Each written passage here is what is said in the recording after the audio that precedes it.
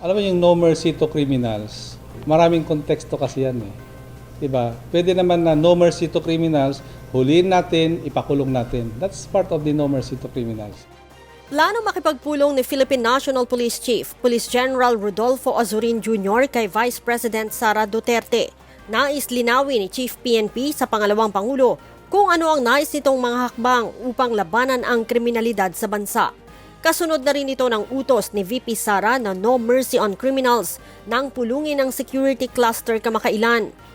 That's one of my parang bucket list na I have to see the Vice President, not just as the number two sa atin, but also as a DepEd Secretary. Kasi napaka-importante ng role ng DepEd sa atin as far as yung peace and security.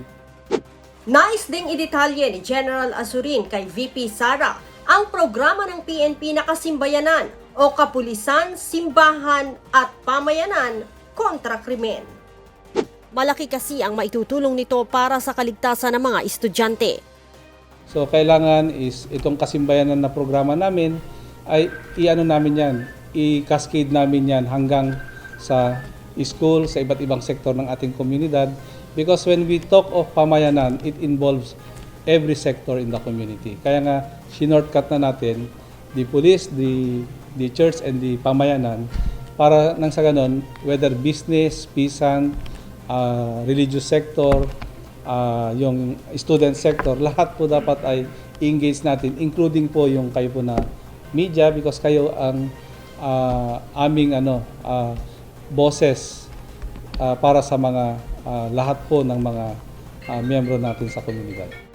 Ang Kasimbayanan ay ang kooperasyon sa pagitan ng pulisya at ng iba't ibang sektor ng lipunan para sa mas mabisang paraan sa paglaban sa krimen. Leia Ilagan, UNTV, News and Rescue.